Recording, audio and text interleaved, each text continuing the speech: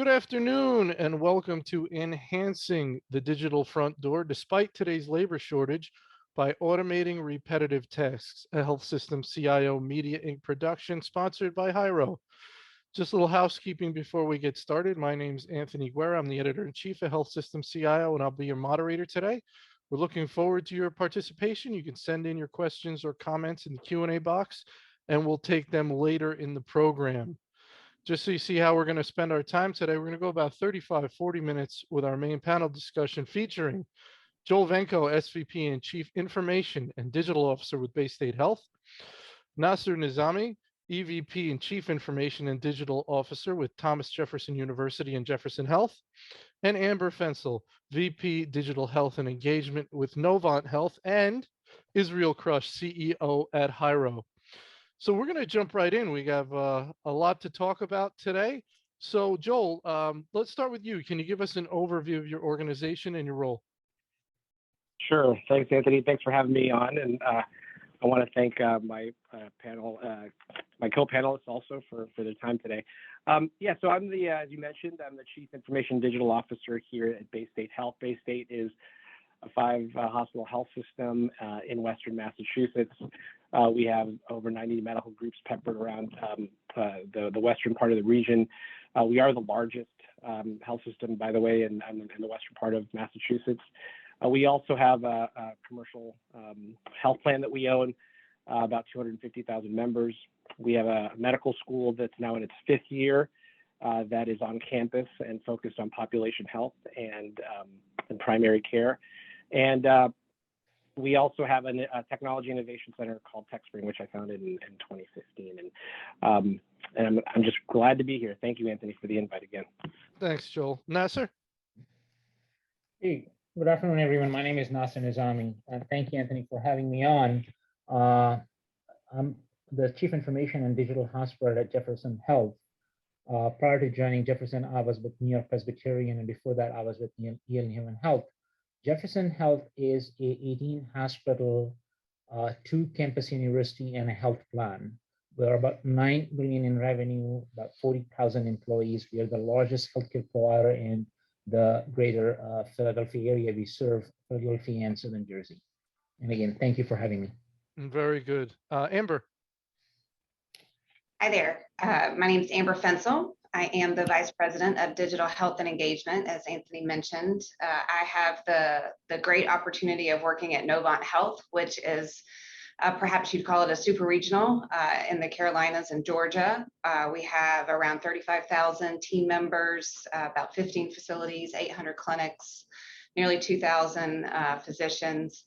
So we are a large presence in the Carolinas. My role particularly, I have the great pleasure of working with a brilliant group of individuals that are constantly innovating and improving our patient experience and our access to care through digital means. I have a clinical team that delivers 100% virtual care through a variety of different channels. And then I also have teams that lead our system-wide programs for digital healthcare through devices and through deviceless experiences as well. And we continue to look for ways with partners like Hyro to find operational lift, improved experiences that we can present to our patients and people in our community. Thank you for having me. Very good. Thank you, Amber. Israel? Hi, everyone. I'm Israel from Israel, and I'm the co-founder and CEO of Hyro. A much smaller organization. We are 55 people, both in Israel and New York and California. And our mission is to automate digital interactions in any conversational setting 24/7, so companies can communicate easily, convert more, and collect actionable insights along the way. In the past couple of years, focused very much on the healthcare industry, specifically on the provider side of the industry, helping them with their patient digital initiatives, digital front door initiatives, and patient journey initiatives. Very good, Israel. Thank you. All right. Next question, Joel, we're going to start with you. How do you define the digital front door? What is your organization's objective for it? And talk about some of the projects you've done in this area. Sure. Thanks. So obviously it's without saying we typically in healthcare have the analog front door, the physical front door. And so for us, the digital front door is really, one of a number of channels that we are beginning to really focus on to ensure that we've got, engagement, other ways and means of engagement with our patients. We aspire to have a 24/7 access to, aspire to have our communities have 24/7 access to our health system. We believe that that's essential for us to continue to achieve our mission, which is caring for our communities every day. And so the digital front door is really the alternative to the traditional physical front door. And we see that in many different ways. So we see it as a part of our patient portal strategy, or we actually call it our patient engagement platform. We see the digital front door manifest itself on our website. We see the digital front door manifest itself on our app store and the apps that we actually provide to our patients so that they can engage with us. And engagement to us sort of on a multiple level of areas, which include things like accessing information, accessing answers to a problem or a question that they may have, accessing a provider, whether it's in real time or asynchronously. And so it's really a channel for us to provide to our communities to enable them to get access to us as they need and in the way that they need. Some of the ways that some of the projects that we've been focusing on with regards to the digital front door, most recently, of course, with COVID, are things like scheduling tests, COVID tests, lab tests, self-scheduling for primary care visits and/or virtual visits. And of course, things like preparing for elective procedures when we actually had elective procedures, although we're bringing those back online now, but given this fifth wave, we had to take those offline. But that's an interesting example where, there's so much work to be done prepping for, let's say, a GI procedure that oftentimes no-shows happen because, the traditional means of sending folks, paper instructions and making phone calls to them and missing them to help them prepare for what they need to not eat and what they need to take and what they need to pick up, and then all of these different instructions tends to be overwhelming. And so one digital front door capability is to provide them with a way to be able to see sort of instructions for and sort of video help for preparing for a GI visit or colonoscopy. So we see the digital front door as a way for us to extend our ability to engage with our patients and enables them to access that type of information engagement in the way that they want to and when they want to. Very good, Nassar. Great. So very much similar to what Joe mentioned, we see digital front door as a strategy to engage patients throughout their journey. We think about it from acquisitions of things like insurance eligibility and price estimation, pre-visit, when patients are trying to schedule, find a doctor, or just they have a question during visit, things like wayfinding or electronic whiteboards and such, and then post-visit, so education or payments and so forth. So it's a fairly comprehensive 24/7 on way for us to stay in touch with the patients. All of it ties back to our organizational objectives. So we think about digital front door strategy in terms of patient experience. We think about it from an improving quality. So when patients respond to questions and check in themselves, we have seen the error rate go down and quality improve. We also see it when patients are doing self-service. It's a better outcome and reduction in cost, better productivity and reduction in cost. So all the objectives for digital digital front door are tied to our organizational objectives. We are doing a number of things that most organizations are doing. I'll mention a few things that I thought were really exciting. So during COVID, this really took off. A number of features around scheduling, testing, resulting. We just had to switch on, turn on a dime, and which our teams did. We leveraged our digital as a means to help those in need. Health equity is high on our list. We just recently turned on a Spanish portal and mobile, and we are marching to with other languages. Just very recently, we went with allowing folks to check in, but even if they don't have an patient account, and so on and so forth. I think one of the exciting things that I'll mention that we went live with is voice activated commands in the patient room. So things like, hey, turn my lights off, or turn the blinds on, or can you lower the temperature? Patients in our rehab facility are all able to do it using voice command. If you think about patients in a rehab facility, these are some of the least mobile patients. It's a huge success with our patients. We are looking to expand it. Of course, we are working, we're hoping to start our work with Hyro to automate some of the intelligent, conversational features, which we were able to implement with a different solution in the past. What we believe is really the future, and we are really excited to be working on it. All right, very good, Amber.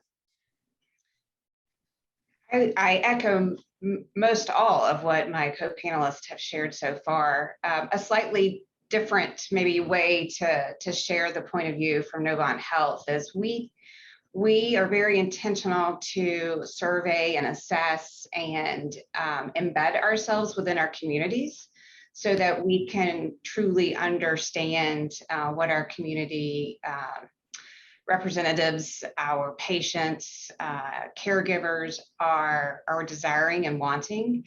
Our research has shown us that self-service and 24/7 access is absolutely a priority.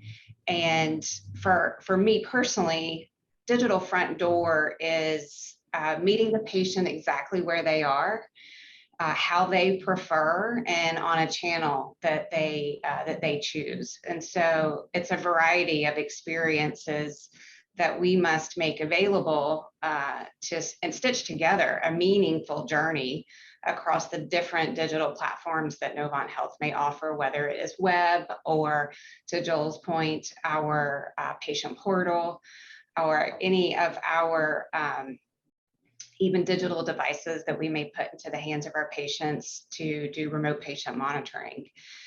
When I think about the insights and analytics that the technology that Hyro provides for us at Novant Health, we have a few different implementations and experiences from Hyro with their technology at the foundation that has allowed us to gain firsthand information and insights from our patients that are using those digital experiences. Particularly, the recent example I'll share is with our recent launch of Novant Health Now. It's a digital care platform that is allowing our patients to ask questions, to do research, to schedule appointments, to actually do a personalized filtering, searching for physician characteristics that are meaningful to them. And at the cornerstone of that platform is our virtual assistant that is delivered on Hyro's technology. And that conversational experience and the insights that those conversations and questions allow us to analyze really helps us shape the future, the next experience that we want to pursue at Novant Health. And I think that is part of the innovation and the ever-evolving digital transformation we're finding ourselves in healthcare, where these technologies a couple of years ago may not have been as in demand by the consumer or patients, and here we are now. It's expected, Right. And so we have to meet that patient there. Very good. All right, Israel, we're going to start with you on this one. What types of digital front door projects are especially challenging, and why? Should you always have the ability to escalate an inquiry to a human for a chat on a phone call? And are there some customer-facing workflows that are not suited to automation? Your thoughts? It's a good one. So one of, I would say, the most challenging ones, especially in healthcare, is around scheduling. and talking about the digital front door and the new patient expectations. So they want the same experience that they have with e-commerce, even in healthcare today. So they want to be able to schedule from anywhere on any time. So we talked about the omni-channel approach, about the 24/7. They definitely don't want to wait on the line for 10, 15 minutes, not say even more than that. And how do we create this type of scheduling experience in healthcare? And some of the challenges there is really around one, the deep integration to the EMR systems, to the electronic medical records, and around when we're talking about scheduling, that's a sensitive project, a sensitive process. So any consideration regarding privacy, HIPAA compliance, security, as well. Do I think that we should provide the ability to escalate an inquiry to a human, whether via chat or voice? I can again get an example from a different industry. So when you go to the ATM and you try to withdraw money from your debit card, if it doesn't work, you don't have a human to escalate to. And back to healthcare, for the most simplistic task that we want to achieve, or the information that is quite constant, we don't want to be able to escalate to a human. That being said, if I just replaced my credit card or a debit card and I have an actual issue, then that's when I do want to do that. So it's really about the complexity of the task or the information that we want to get. Sometimes it's also not possible just due to operational constraints. And to the second question regarding other customer-facing workflows that are not suited to automation. So I think that the machines are very good at memorizing and organizing data, given that the engineers actually did a good job, right? So maybe a rule of thumb here is think about things that most people will agree on, a lot of facts that are in the world. So let's take COVID for example. When they just started, the CDC had a couple of guidelines and questions regarding COVID and how to maybe diagnose whether you need to go to the ER or just need to stay at home. So this is something, or a simple triage that you can do. If you think about like a very complex symptom checker, that's something that maybe even physicians won't agree what to do with the specific patients and where to send him in. So definitely you don't want to start with automation there. So I would say that the rule of thumb here is do things that are based more on knowledge and facts or business logic, and that most people will agree on. Very good. Excellent. Nassar? So I think so slightly different angle, I guess, in terms of the biggest challenge I think that we face, or at least at Jefferson I've seen, is just that there are too many apps for patients.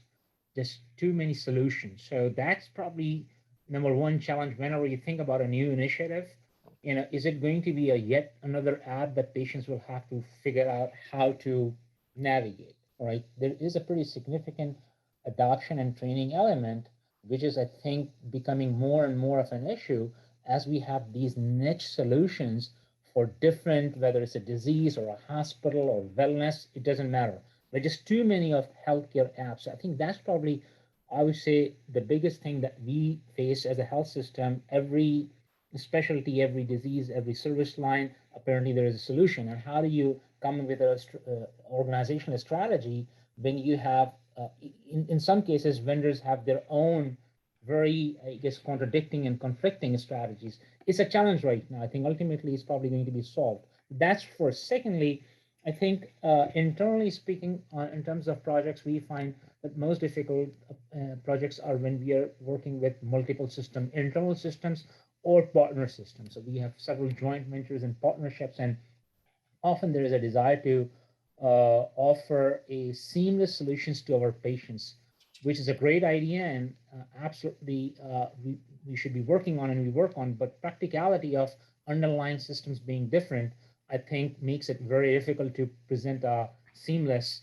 solution to a patient, okay? So the ability to escalate an inquiry, I think that healthcare is different, and absolutely yes.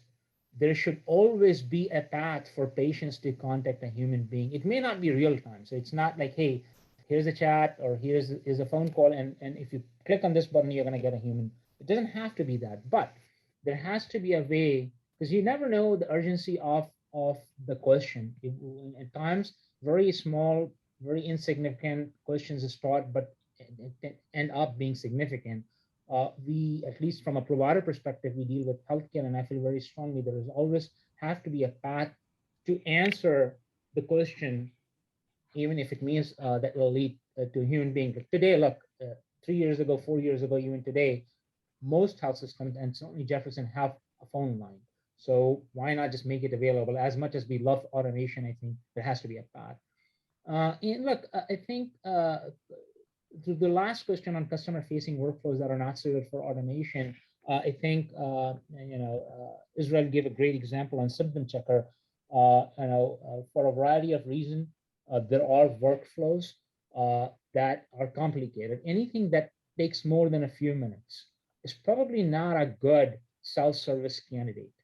We have seen time and again that a few minutes in, patients get frustrated. I mean, think about our own experience. If we are on the phone for more than a few minutes, I get frustrated. So there are still workflows that are not suitable for automation, I think. And especially another point of view, I think that we ran into recently is it's more than, I think, workflows.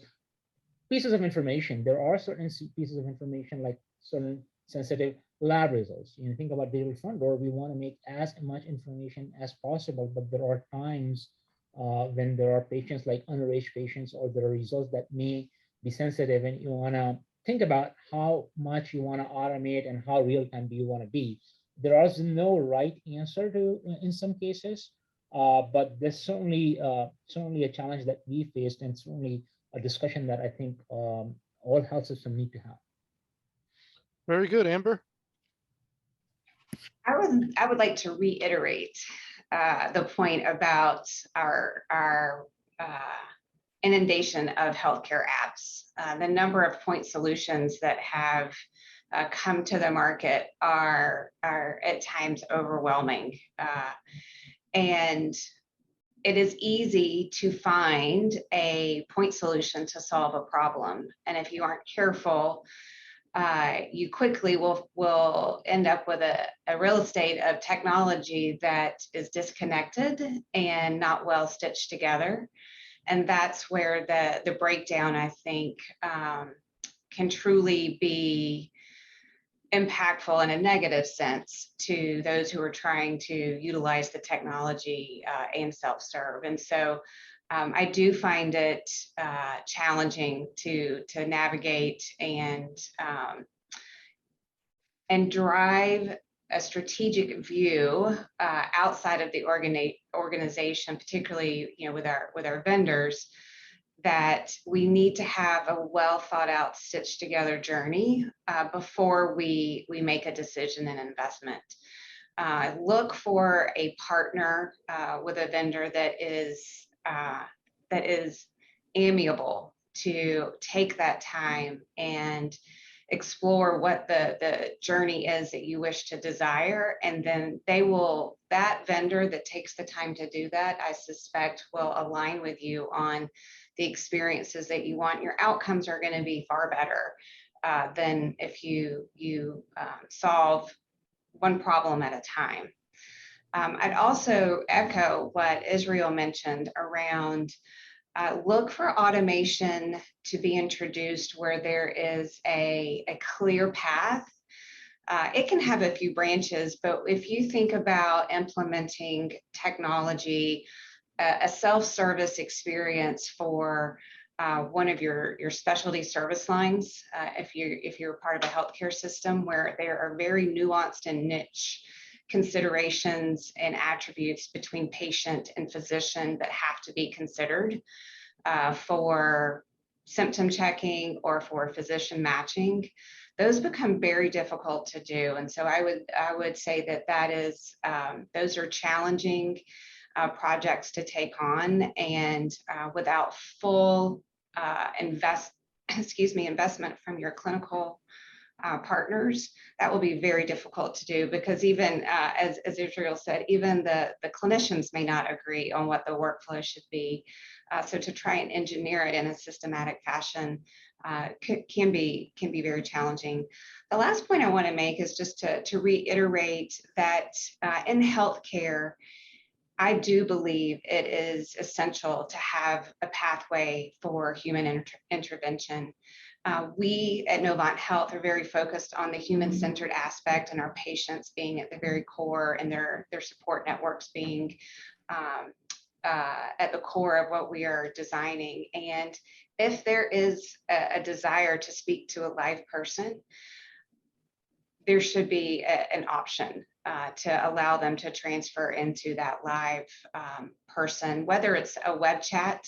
We have the ability through Hyro and an integration that allows us in our virtual assistant that if someone asks to speak to a live agent, we can transfer them to a live web agent and they can continue that conversation with a person on the other end.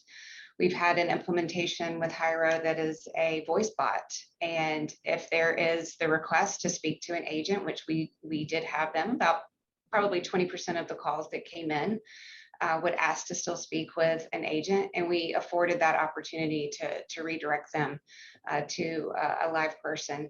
So, our actual implementations have validated that when a live person is requested, we should make that available to them. And so we have, and I think that is one of the nuances in healthcare that we should not lose sight of, is that human-centered aspect and where automation makes sense and where you just can't replace the human interaction. Very good, Joel. Yeah, I'll be brief. So, I think that if I was to look at your first question, I would sort of maybe focus on barriers because I think my colleagues did a nice job talking about the challenging projects. I think barriers for folks to sort of look out for, the culture still is a big challenge always. Not that it can't be changed, but that's always, a tough hurdle to get over. Folks think that you're taking over my work. And so what am I going to do if you end up, creating a front door that I used to man, or, is it going to add more work to me? Who's going to be the one that's monitoring the front door? Is that going to be me? So I think the culture and change management are things that can be barriers, but not, things that can't be certainly solved for. And then the other, and I think, Amber sort of touched on it, is that, if you do this work, the digital front door work or any digital work, and it's seen as an IT project, it can be a big challenge and a big barrier, right? Get partnerships internally, externally, make it, because it is a business strategy. It's a business initiative, not an IT project. So I'd say that those are the things that I see as barriers or challenges. With regards to, a human at the end of, of that chain, I absolutely agree with my colleagues. Without a doubt, it has to be able to escalate to human. Healthcare is sensitive. It's fundamentally a human thing. And so ultimately, that has to lead to a human, and it may be an immediate, ripcord to a human. And those are the kinds of things that we have in our process, in our pathway. So we can automate certain things and create bots for many of the interactions, but we need to give the human side of the equation its due, because healthcare is about human. It's about human interaction. And it sort of, in many ways, is kind of an answer to your next question around, what can't be automated. And I think, Nassar, you pointed it out. I think anything human, is probably it's going to be something you need to think twice about if this is something that needs to be automated. I think of symptom checking as something that can be automated, but diagnosing and telling somebody their diagnosis is probably not something you want to automate. Having a bot tell somebody that they have cancer is probably not a good idea. Care coordination versus caregiving maybe is another way of looking at what's human and what's not. I think coordinating care for sort of what's the next best action, maybe something that could be automated. And we do some of that today with some of our technology where we're matching patients and providers. but we certainly don't, put a bot or an automated, icon in front of somebody or avatar in front of somebody that is giving them care. They wouldn't go for that. So, so human is key for sure. All right, very good. Thank you, Joel. Next question, Amber, we're going to start with you. Talk about the challenge and importance of re-engineering inefficient workflows before automating them via the digital front door. I think this was alluded to before. If the actual workflow is disorganized, allowing patients to interact with it electronically will likely result in chaos. And how can IT folks tasked with setting up, automating certain things, work with the operational leaders to find out actually what they want to happen, what they think is happening, to make sure they're creating what's desired? Thank you, Anthony. I have, I think, a unique perspective in the sense that I have been the IT person. I have sat in plenty of IT roles in healthcare and outside of healthcare. And in today's world, I sit in a business owner responsible for clinical services. So when I answer this, I'm wearing both hats and trying to provide an objective perspective, but unique. And I sincerely support and recommend the investment in pre-planning and design sessions, journey mapping, design intensive activities, and that early onset of an initiative that is inclusive of the actors that are part of this proposed project. And your clinical partners, your informaticists, and certainly your engineers should be at the table. But I highly recommend having a subject matter expert in experience design and journey mapping concepts and helping facilitate thinking through how that workflow would truly come to life from a patient perspective and also from the clinical perspective. And I think if you take the time to do that up front, you'll identify those points of friction that you would not have found until you were in implementation too far down the path and build or test. And your success will be negatively impacted. So to avoid the chaos, certainly take that time to plan and to map a full comprehensive journey. And I think the subsequent benefit of that is, to Joel's point earlier, is organizational alignment and culture.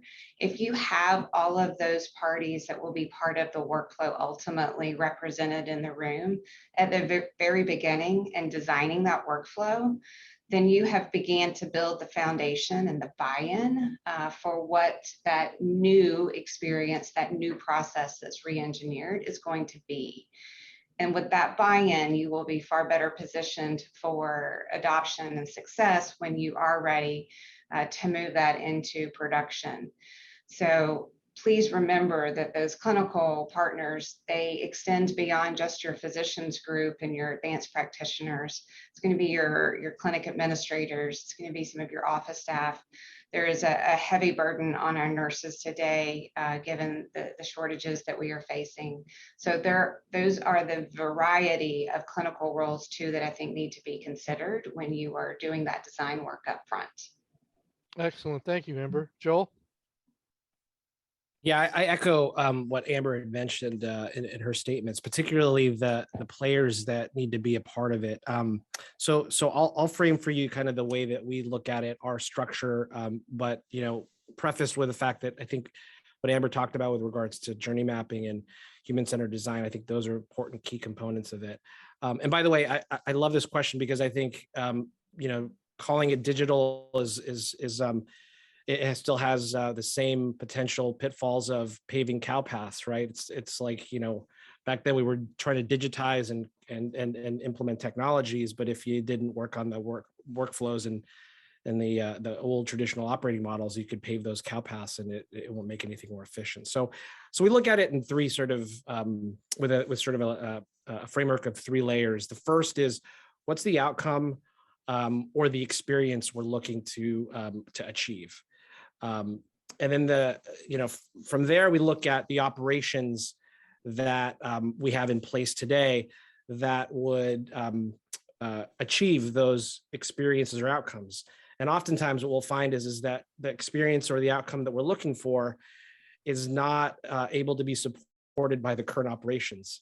It actually creates a different experience, a different outcome. So by that nature, and looking at it from that perspective, it really forces your operating partners, your business partners, to really identify what are the things that we're doing today that we need to change to be able to achieve those new outcomes, those new experiences. And only then can we start to talk about what digital capabilities we would want to have support those new operations, instantiate those new operational capabilities so that they can be scaled, so that whole sort of process can be scaled.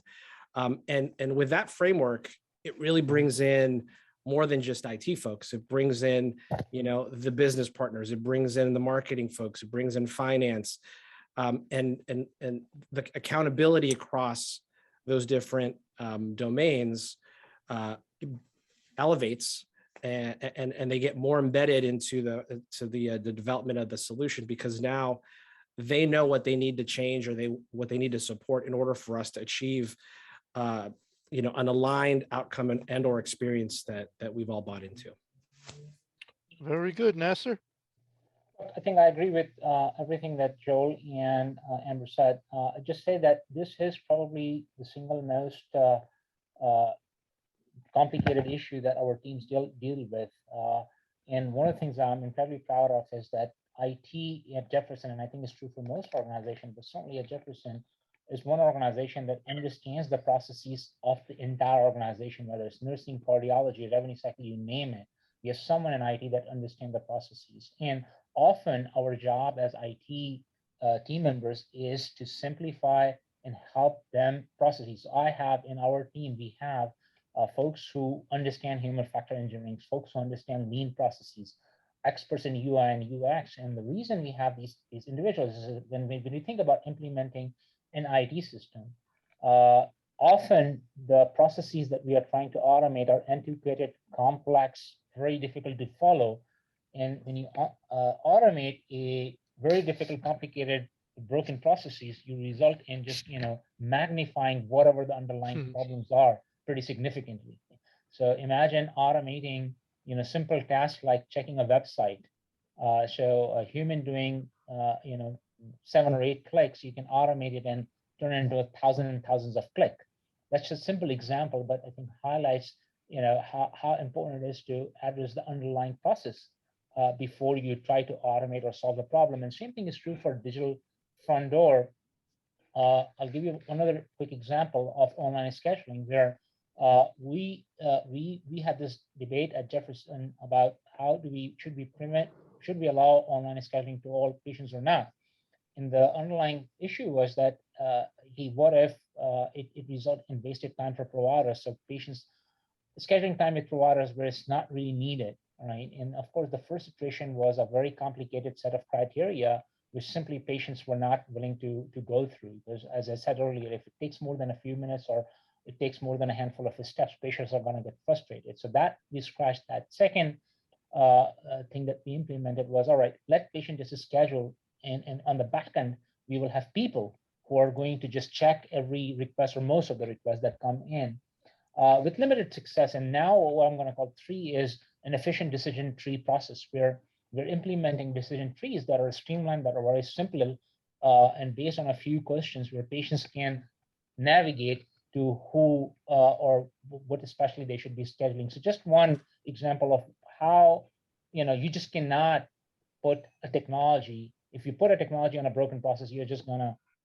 magnify the broken processes. And IT has been, I think, for a long time, one of the areas that have helped organizations in general re-engineer and improve processes. Very good, Israel. Anything you want to jump in with there?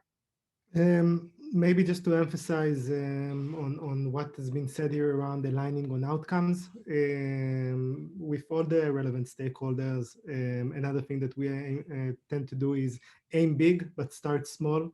So taking it in baby steps. We talk about getting into the least resistant path. So maybe use cases that are less around sensitive information, but more public-facing information, and then move from there. And if I take it to the more tech-related question, at least for me, of how to re-engineer these inefficient workflows, what we saw working with a bunch of partners is that there's a lot of data cleaning to be made. This is when dealing with digital front door initiatives. I don't want to say the first time, but it's evident that the organization learns about a lot about their data and the cleaning that they need to do with their data. So one consideration I would say that is important is to make sure that you can operate at speed, not only for the deployment after you aligned on the outcomes, but actually on the iterations themselves. So you have a lot of unknowns and you need to be prepared for that. And mostly you need to be prepared to work with a partner that you're aligned on the outcome, but that can also iterate very quickly. All right, very good. We're going to go to our Ask a Co-Panelist feature segment, my favorite. Israel, we're going to let you go first. You have a question for one or more of your co-panelists. You can direct it at someone specifically or to everyone, however you want to do that. Sure. So I'll just choose Nassar. We talked a lot about different challenges when thinking about the digital front door. I wonder regarding additional challenges or considerations for healthcare networks that actually merged with a bunch of other networks, most recently with Einstein. How do you think about these initiatives when you think about the various data sources or the various systems that you need to integrate together? Actually, it's also relevant for Novant, so okay. That's a great. Nassar, why don't you go first? Yeah, that's a great question actually, because look, M&A activity is not going to slow down in our industry anytime soon. So, and every time you acquire, whether it's a small practice or a large health system, there is this issue of how do you provide your now customers, new patients, a unified, streamlined process, because the expectations change, right? And we are in the same boat as you mentioned with our acquisition of Einstein. So look, there has to be a way, and that we are working on ways to solve or tie the, I guess, solutions in the back end. So that the trick here truly is to make it as seamless as possible for the patients and do the hard work of integration in the back end. Like in an ideal world, the entire country and entire world would be on one set of systems and we would never have any issues of different systems. But that's not the world we live in. There always will be multiple EMRs, and even when you don't acquire, I think we are in partnerships, and in the region, we partner with a number of other organizations where data exchange on both on the back end and on the front end. So for us as health systems and from a patient perspective is very important. So how do we provide that unified, even though when we are not one system? So I think your question is more than just acquisition. I think it is ways to think about, we are now a pair, and how do we, Jefferson, provide a unified space to our patients from a fairly comprehensive 360 perspective. I don't think that there are any perfect answers out there, but this is something that we are very interested in solving, and I think we are taking small bites out of it, but it is still an industry problem. Amber? I concur. It is a tough nut to crack. It is challenging. It's a big, complex problem. If you are a system that is in that pathway of M&A, I would advise you, if you haven't or are in progress, to truly invest in a modern data architecture and prepare yourself for those sorts of integrations that are inevitable and expected. And not to reiterate what Nassar said, I think what I would complement his points with is, as you are technically figuring out how to solve that problem, there is a multidisciplinary group of of representatives on both of those systems that need to be at play. And it's a close crosswalk with your marketing partners and your communications partners that as you figure out, you're going to announce and you're going to have public media around any sort of M&A activity that that is memorialized, and that will happen far faster than any solutioning and integration work can. And so having very strong communication and marketing plans to assist your communities that are impacted in that journey, and overly communicate and multiple channels to communicate, and really think about too, what is the long-term vision to have as an integrated experience. And it could vary, it could be different depending on your situation, but it comes back to that point of having a vision that you are aligned to early on that will shape your communications. And that will also shape certainly your technical designs and solutioning that's there to come, and prepare for a very large investment and a body of work in a span of time where you'll have all hands on deck to do that challenging work should you decide to do full integration or even partial integration. Joel, anything you want to jump in with there? No, I think my panelists stated all the things that I would have said. Thank you. All right, very good. Do I get to ask a question? Yeah, let's kick it over to you, Joel. Sure, you got a question for one or more of your co-panelists. I do actually for both, but I'm going to start with Amber. Amber, I love your title, Digital Health and Engagement. I think it speaks to kind of where we are as a health system, or a health industry rather. We're trying to get more towards digital, obviously. But that also speaks, I think, to the breaking of traditional structures and traditional roles. I would love to hear from you in terms of, how your organization is structured. What are some unique maybe roles or jobs under your structure? Because the old tradition of health IT before we got into this realm of digital was, you got folks that are doing internal apps, EHR, if you will. There's the CTO doing infrastructure stuff. There's a service arm, and that was pretty much the standard, right? But there are so many other things that are going on now, and I think we each have very interesting and unique structures and roles. Would love to hear some interesting things that are underneath your oversight, and then also for you, Nassar, as you see your sort of larger IT organization. Yeah, happy to share. It has been an evolution. So digital health and engagement, it is a business unit that is sitting within the typical, as you may call it, technology organization, but we're a business unit that's sitting within that organization. And we were previously part of our medical group. So this team actually sat inside of the Novant Health Medical Group at inception. And there was a very intentional decision made to lift the team out and remove some of those traditional constraints that may exist in brick and mortar experiences and providing of care, and move the team into an organization where innovation and the culture of curiosity for how we may think outside the box to deliver a traditional service could be fostered and nurtured.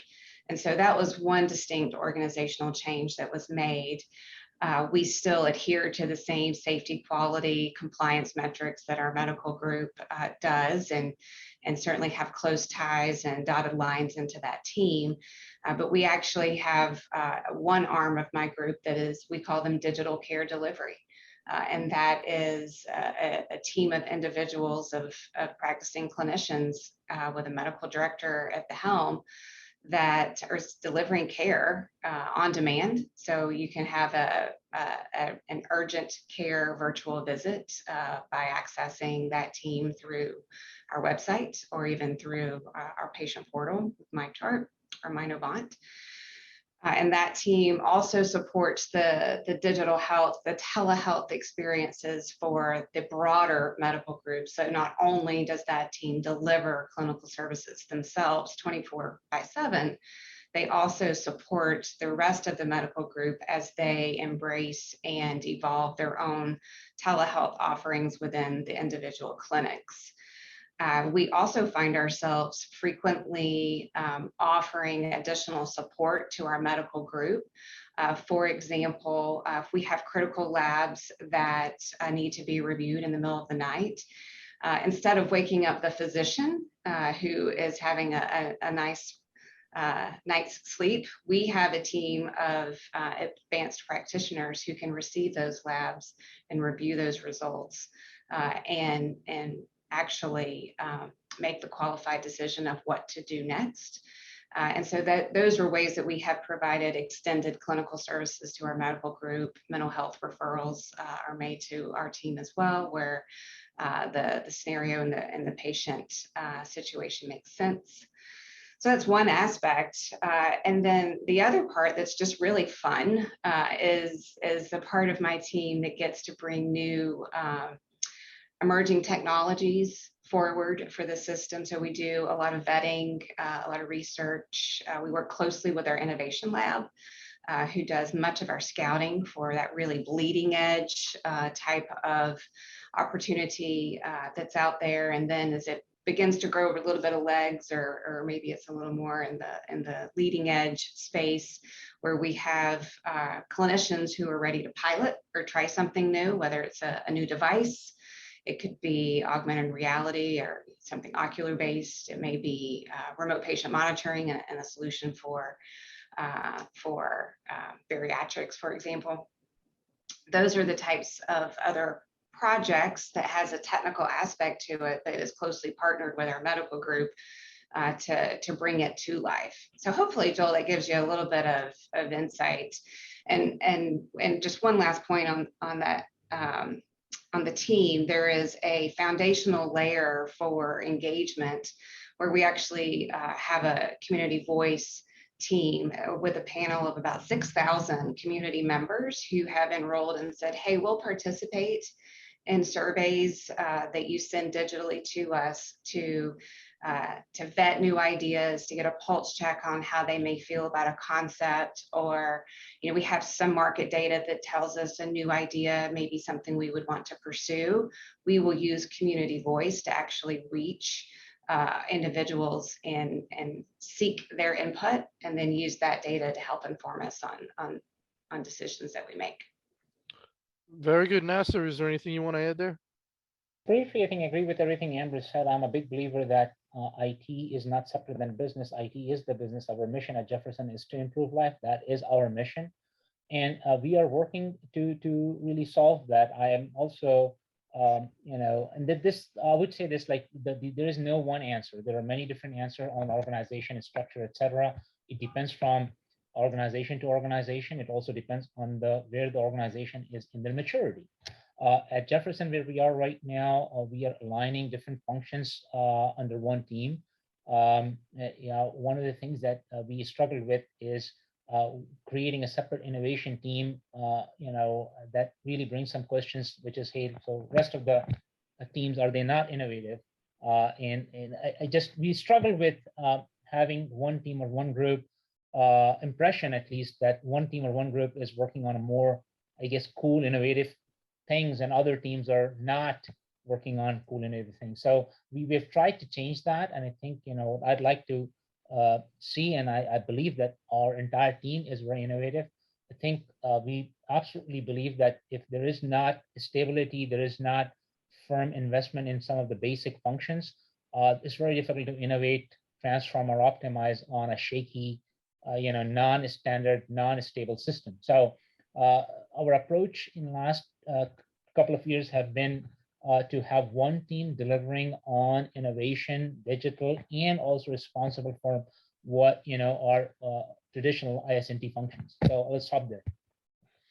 All right, we've got time for sort of what I'll call a lightning round of last thoughts, final bit of advice for your colleagues on the line struggling with that digital front door, wanting to automate some of those tasks that they think they can automate, make it a little more streamlined for people. So let's go through it. Joel, your final word. It's not about technology out of the gate. It's really about business transformation, and that it means that you have to bring the culture along. You have to have deep and great partnerships, and those are difficult to address. But that's the first hurdle.